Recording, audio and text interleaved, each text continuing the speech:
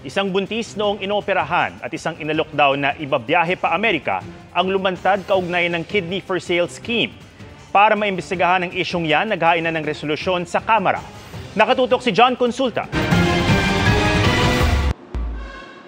Dalawang individual pa ang lumantad ngayon para maglahad sa mga otoridad ng kanilang karanasan sa iligal na bentahan ng kidney.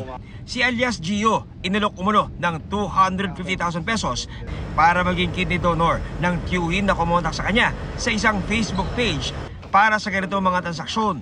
Ibibiyahe daw siya sa Amerika para doon gawin ang kidney transplant. Sabi niya, willing ka ba kung sa abroad gagawin yon, yung pagpapa-opera, yung transplant ng kidney? Sagot daw nila lahat, visa, passport, tsaka lahat ng gagawin sa akin. Tinanong niya po ako ng blood type. Sabi niya, anong blood type mo? A+, sabi ko po.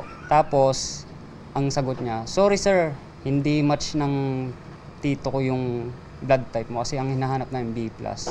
Ang isang babae naman, inoperahan, 4 na buwan na ang nakakaraan. Pero ang hindi niya alam, buntis pala siya nang sumalang sa operasyon. Nagkwento siya kay Agri-Party Representative Wilbert Lee na hiningan nila ni alias Gio ng tulong. Hindi ho tumupad sa usapan. No? Imbis na bayaran ng buo, installment, pagkatapos hindi na mahanap. Yung usapan, dapat ang tatanggalin ng doktor yung mahinang kidney, ang tinanggal yung malakas. Marami siyang gastusin ngayon sa pagpapagamot ngayon ng creatinine niya na sobrang taas.